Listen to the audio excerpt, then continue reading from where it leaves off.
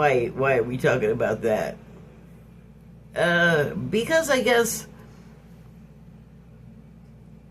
we can be like sort of overpowered and sort of mowed out of the way by other people's fortune, I guess. And that's weird because it seems to me that when that happens, that person is using their fortune for like not good purposes, like not for the good of all. But all of this stuff that seems so horrible is actually teachability, like teachable moments. We won't all get the same lessons from the moments, but that we get something at all is, I guess you could say, a boon for us. It's a good thing for us. Okay, so the last card of these I have is Root Girl. It's a number 46 card, and the subtitle is The Disowned Self.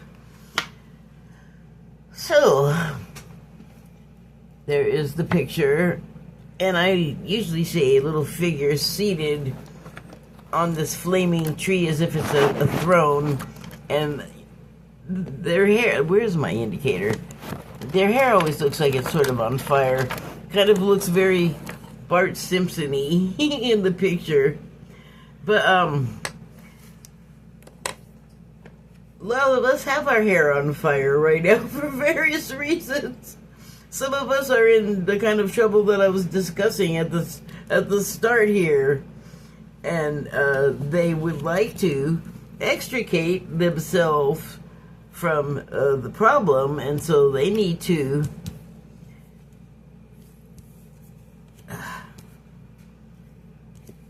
take what they've learned from the teachable moments.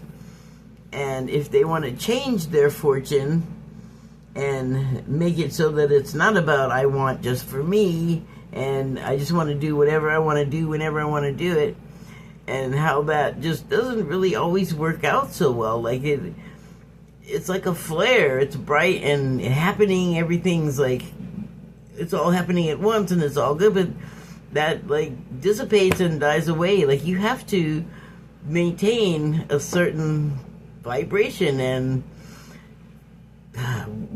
practice to keep living under that same standard. But I think it gets harder and harder the longer you have to do it, because like a balance shifts, because you can't just always do and take for yourself and what you care about and leave like everybody else out in the cold. That's the imbalances like that just blow up eventually.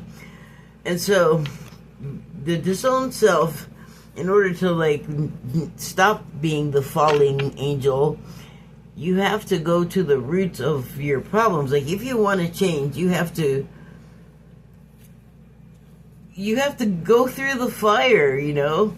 And it's not always pleasant when you're wanting to make changes and you go to the roots of the problem and find out, why do I act like that? What makes me do that? Why am I that way to other people? And the answers are not going to be pretty most of the time. So I think that is something to keep in mind. Just be aware, but you know, it's also something you're going to have to go through sooner or later, whether you want to or not. I pulled a Mary card also, and it says, those who choose to wander are those that fall into conformity of darkness that traps them if thou does not return to thy sacred heart. Stop yourself from falling, you know, stop the descent. Don't wander away from the greater good and make it all about yourself, and that's where it gets dark and selfish and ugly and greedy and other, I don't know, dark vice things, and it just doesn't really take into consideration everybody else. Okay, I gotta go. Thank you and good night. Okay.